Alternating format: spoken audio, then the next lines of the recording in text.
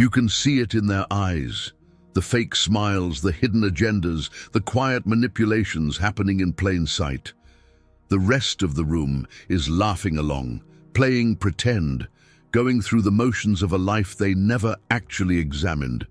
And you're sitting there watching, suffocated by the fact that you can see straight through every single one of them. You catch the micro-expression that flickers across someone's face half a second before they lie. You feel the shift in a room when someone walks in carrying an agenda they'll never admit to. You notice who performs generosity when they're being watched and disappears the moment they're not. And you can't turn it off. You've tried. You have tried so hard, but your mind won't stop decoding. What everyone else is too comfortable to notice. So here's what they told you about that. Society said your isolation is a mental health issue. They said you overthink, you're too intense. You need to lighten up, relax, join the crowd, stop analyzing everything. They handed you that script because your awareness threatens their entire illusion. The moment you started seeing through the performance, you became dangerous, not because you're aggressive, but because you can't be fooled. And in a world built on people fooling each other, the person who sees clearly is the one who has to be silenced. If you feel like you're going crazy in a world full of sleepwalkers, stop scrolling, because what I'm about to lay out, using Carl Jung's forbidden psychology, is the reason your curse of seeing too much is actually your most dangerous weapon. And by the end of this, you will never apologize for your perception again.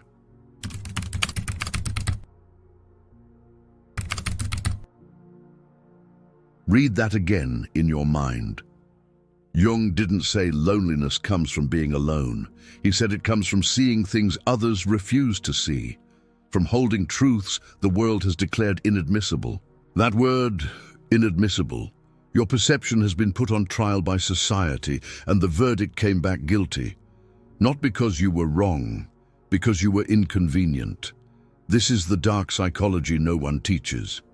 The system doesn't punish you for being broken. It punishes you for being too aware.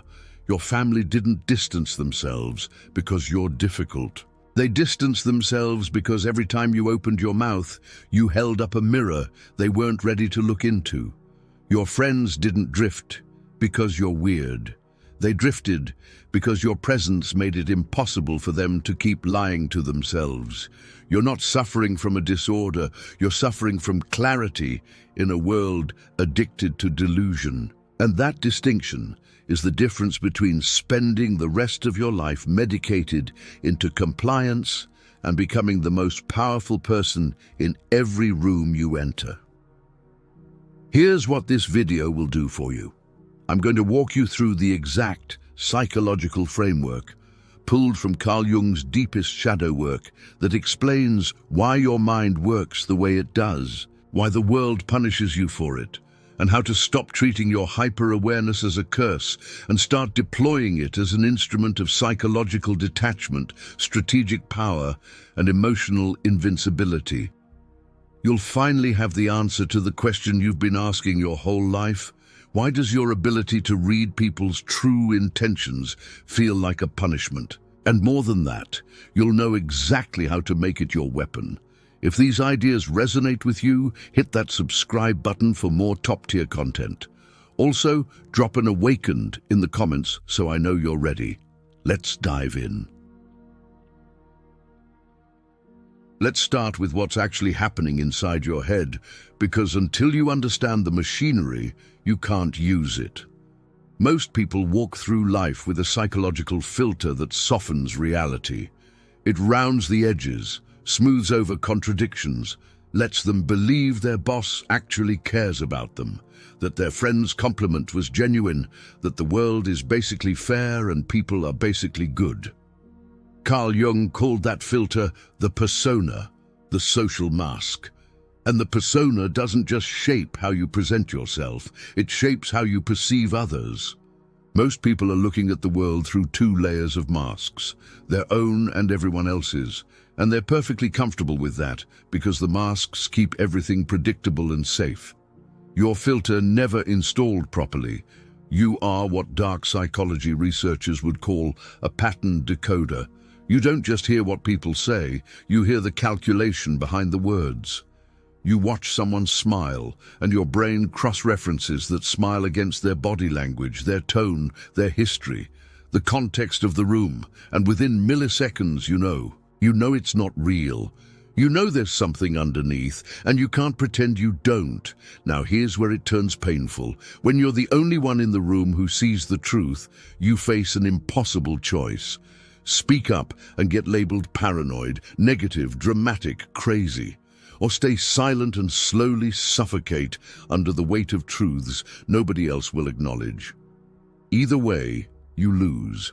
That double bind is the source of your isolation. It's not that you can't connect with people, it's that real connection requires honesty, and your version of honesty, the unfiltered, I can see exactly what you're doing kind, is something most people are psychologically incapable of receiving. You aren't lonely.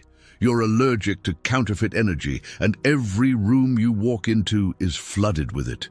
The intuitive introvert doesn't withdraw because they dislike people. They withdraw because the gap between what they perceive and what everyone pretends is real becomes physically unbearable. That gap is the curse of clarity. And if nobody's told you this before, there is nothing wrong with you. The thing that makes you feel broken is the exact thing that makes you impossible to manipulate. And that terrifies people more than you realize. But understanding the curse is only the first half. Now, I need to show you what the world does to people like you and why it's completely deliberate. Here's something that will change the way you see every relationship you've ever had. The people around you, family, co-workers, friends, they don't just passively avoid your truth, they actively punish you for it, using a mechanism so subtle and so embedded in social dynamics that you've probably never named it. It's called perception shaming. Perception shaming is when someone makes you feel crazy, dramatic, or paranoid for accurately reading a situation. Think about how many times you've said something like, "I feel like something's off here."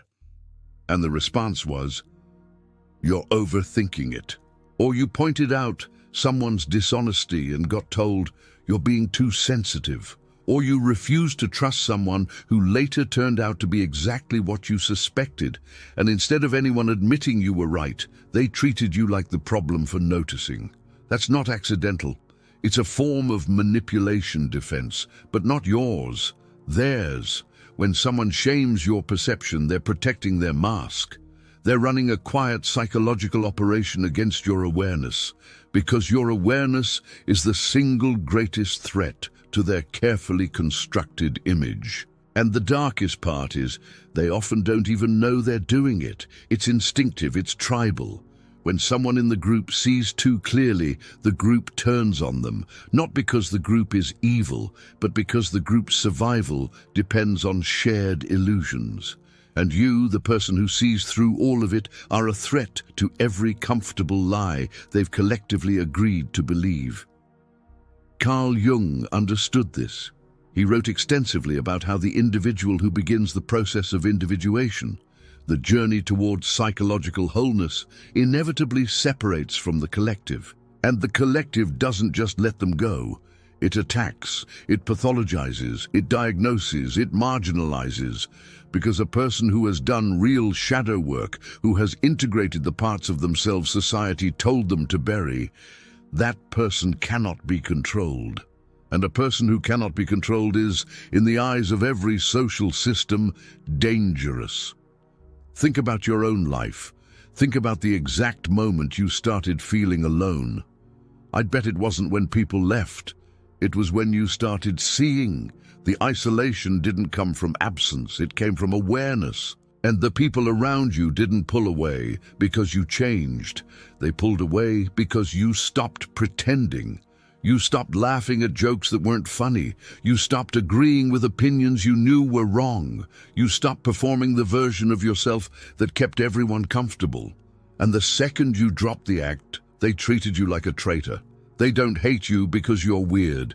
They hate you because you can't be programmed. Once you see the exact psychological mechanism that makes people turn on you the moment you stop performing, you will never take their rejection personally again. To be adjusted to a profoundly sick society is no measure of health. Brand that into your mind, because what I'm about to lay out is the machinery behind everything you've been through, and it goes deeper than individual relationships. It's systemic, it's cultural, and it was built long before you were born. From the moment you arrived, you were enrolled in an invisible curriculum, not the one taught in classrooms, the real one. The one that teaches you what to see and what to ignore, what to feel and what to suppress, what to say and what to swallow. That curriculum has one objective: compliance. It doesn't want you aware. It wants you adjusted, fitted into the machine without ever questioning why the machine exists or who it serves. Think about what you were rewarded for as a child: obedience, agreeableness, going along with the group, not making waves. Now think about what you were punished for: asking too many questions, pointing out contradictions, refusing to accept answers that didn't make sense, seeing things the adults around you weren't comfortable with. The education system didn't teach you to think. It taught you to comply, and the social hierarchy didn't reward perception. It rewarded performance. The kids who succeeded weren't the smartest. They were the most adaptable, the most willing to wear the mask, the most talented at reading a room and becoming whatever the room required. And you, the intuitive introvert, the deep thinker, the kid who couldn't stop noticing the gap between what was said and what was true, you were the anomaly. The system tried to correct you. Therapy, labels, medication, shame, anything to get you to stop perceiving and start performing, because your empath awakening, that natural ability to sense the emotional truth underneath the social surface, was never supposed to develop this far. It was supposed to be conditioned out of you by adolescence. The fact that it survived tells you something about the kind of power you carry. And here's what should make you furious. While they were busy trying to fix you, nobody told you the truth: that every significant strategic mind in history was exactly like you. Every philosopher, every revolutionary thinker, every person who actually moved the needle on human understanding was someone who couldn't stop seeing, someone isolated, someone called crazy, intense, too much. Jung himself was ostracized by the academic establishment. Machiavelli was exiled and imprisoned. These weren't people who fit in. These were people who saw too clearly to pretend. And history didn't remember them for fitting in. It remembered them for refusing to. What if your depression isn't a chemical imbalance? What if it's the weight of carrying everyone else's unacknowledged truth? What if the exhaustion you feel isn't burnout, but the energetic cost of existing in a reality that refuses to acknowledge what you can plainly see? What if the thing they called your disorder is actually your orientation, your psychological compass, pointing toward truths the rest of the world is running from? Everything up to this point has been diagnosis. Now comes the weapon. Carl Jung's most revolutionary and most suppressed concept was the shadow, and I need you to understand what it actually is. Not the watered-down version you see on Instagram, not the love your dark side affirmation content. The real thing. The shadow, according to Jung, is everything about you that was deemed unacceptable by the people who raised you and the society that shaped you. Your anger, your ambition, your refusal to comply, your capacity to say no without guilt, to walk away without explanation, to prioritize yourself without apology. All of it was shoved into the basement of your psyche because someone at some point told you it was wrong to feel it. Your shadow isn't your weakness, it's your arsenal. The reason you've been powerless has nothing to do with a lack of strength. Your strength has been locked in the one place you were trained never to look: every bit of strategic aggression you need, every ounce of cold, calculated detachment that would make you unshakable, every instinct that would let you command a room without raising your voice. It's all sitting in the shadow, waiting. But most people never access it, because accessing your shadow requires you to violate every rule you were taught about being a good person. You have to accept that you have the capacity for coldness, for strategic silence, for complete psychological detachment from people who drain you, and the system trained you to believe those capacities are moral failures, that wanting power is wrong, that prioritizing yourself is selfish, that emotional detachment means something is broken in you. They taught you that your most powerful traits are character flaws, and you believed it because you were a child when they installed that programming. You've been running on it ever since. Every time you suppressed your anger when someone disrespected you, every time you stayed in a relationship that was hollowing you out because leaving felt selfish, every time you dimmed your perception to make someone else comfortable. Each of those moments was you choosing conditioning over power, persona over shadow, their comfort over your sovereignty. Real shadow work, not the trendy kind, the dangerous kind, is the process of going into that basement, confronting everything you were told to hide, and integrating it.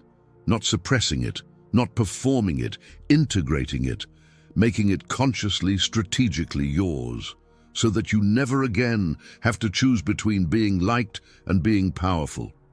Jung's concept of individuation is what flips this entire curse into an advantage, and that's where we go next. Because what follows is the architecture of psychological invincibility. This is the piece most people never reach, and it's what separates someone who merely understands dark psychology from someone who actually becomes immune to it. Jung called it individuation. On the surface, it sounds almost gentle, a journey toward wholeness, toward becoming your authentic self. But let me strip the comfortable language away and show you what it actually looks like in practice. Individuation is the deliberate, systematic withdrawal of your psychological energy from every external source of validation, identity, and meaning, and the relocation of all of it within yourself. It's the construction of an internal architecture so self-sustaining that nothing outside of you can destabilize it. Not rejection, not betrayal, not isolation, not the opinions of a world that never understood you in the first place. And here's the strategic dimension no one talks about. When you individuate, you don't just become psychologically stronger, you become socially magnetic in a way that breaks every rule you were taught. The person in any room who needs nothing from anyone is the person everyone orbits around. The person who is genuinely unaffected by approval or rejection becomes the gravitational center that others unconsciously move toward. Psychological detachment doesn't make you invisible. It makes you the most compelling person in any social hierarchy. Think about the people in your life who actually hold power. Not the loud ones, not the ones performing confidence, the ones who hold real influence. They're quiet, they observe, they don't react. They choose their words the way a chess player chooses moves, sparse, deliberate, landing exactly where they intend. They don't chase validation. They create a vacuum that pulls it toward them without effort. That is the sovereign observer. That is what you become when you stop seeking connection and start cultivating gravity. And here's the reframe that changes your relationship with your own mind. Your ability to read people, to sense manipulation, to decode the hidden structure of every social interaction. That ability was never designed for connection. It was designed for positioning. You've been trying to use a weapon as a bridge. You've been pouring strategic intelligence into emotional labor. That mismatch, that misapplication of your gift, is the source of your suffering. The moment you stop trying to connect through your perception and start using it to observe, assess, and position yourself, your entire experience of reality shifts. You stop feeling drained because you're no longer investing energy in people who will never meet you at your level. You stop feeling lonely because loneliness was never about the absence of people. It was about the absence of equals. And you start feeling something you may never have felt before: control, not over others, over yourself, over your energy, your attention, and the single most valuable resource you possess: your psychological presence. The mistake 99% of deep thinkers make is spending their life trying to find someone who understands them. That pursuit will hollow you out. Not because understanding is impossible, but because the chase for it hands your power to every person you seek it from. The sovereign observer doesn't seek understanding. The sovereign observer becomes so self-contained that the need for external understanding dissolves entirely. That single shift from seeking to self-containing is the difference between a lifetime of frustrated isolation and a lifetime of quiet, unshakable power. And what comes next is the tactical framework for making that shift permanent.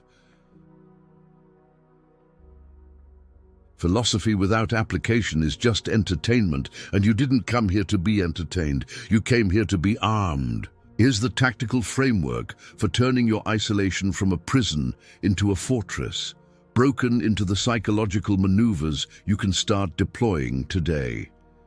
First, the energy audit.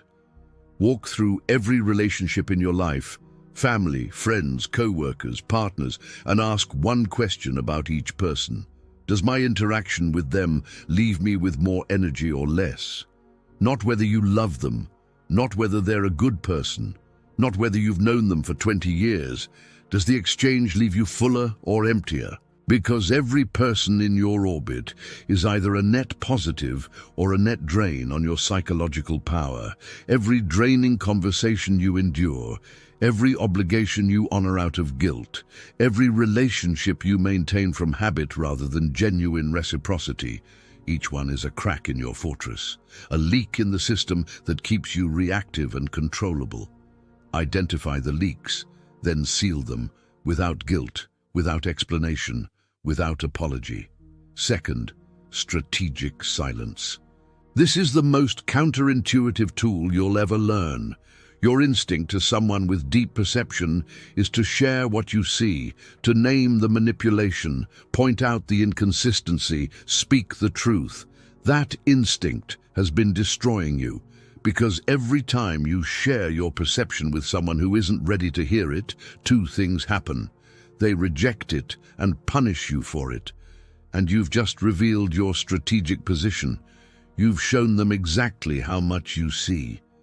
A person who knows how much you see will either fear you or find a way to neutralize you.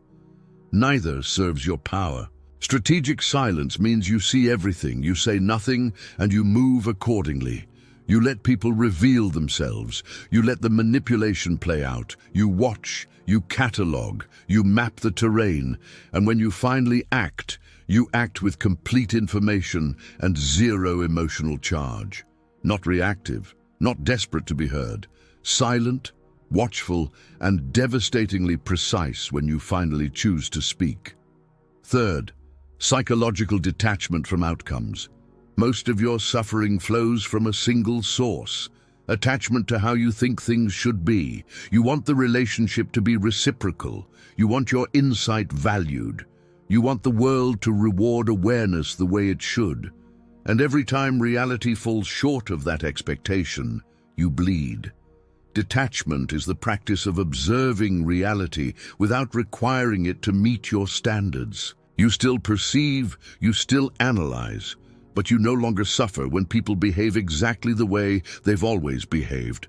You expected nothing, so nothing disappoints you. You invested nothing emotionally, so nothing drains you. You become opaque, unreadable, and to anyone trying to manipulate you, completely impossible to leverage, because manipulation only works when the target cares about an outcome the manipulator can threaten. Remove the care, nullify the leverage, and watch as every person who once controlled your emotions scrambles in confusion because their entire playbook just stopped working. Fourth, the controlled reveal. This is advanced for the person who has already mastered silence and detachment and is ready to deploy their awareness as a precision instrument. The controlled reveal is the strategic timed release of exactly one insight, one observation, one truth. At the exact moment, it creates maximum impact. Not to vent, not to be validated, but to shift the entire power dynamic of a conversation, a negotiation, or a relationship in your favor. You've had this ability your whole life. The difference now is that you use it on your terms, when you choose, for your benefit, with surgical precision. These aren't tricks or hacks. This is the architecture of an entirely new way of operating. You finally using your mind the way it was built to be used. Not as a source of pain, but as the most sophisticated strategic instrument in any room you walk into. Let me bring this together because what we've covered isn't just information, it's initiation. You came into this carrying a wound, the wound of the hyper-observant mind. Seeing too much, feeling too deeply, knowing too clearly in a world that punishes all three. You've spent years, maybe decades, believing your isolation was proof that something inside you was broken, that your inability to mesh with the sleepwalking majority meant you were defective, that the exhaustion of carrying perceptions nobody else acknowledged was just your burden to bear. Now you know, you were never broken, you were uncontained. Your perception, your depth, your relentless ability to see past every mask, that was never a disorder.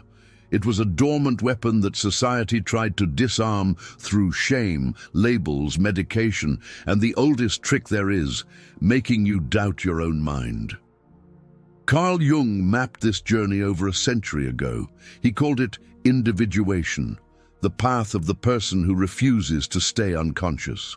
A path that demands isolation, not as punishment, but as the necessary condition for building something the crowd can never touch. An internal empire, a psychological fortress, a self so complete, so sovereign, so strategically aware that nothing from the outside can crack it. You walked in here drowning in a world of counterfeit connections.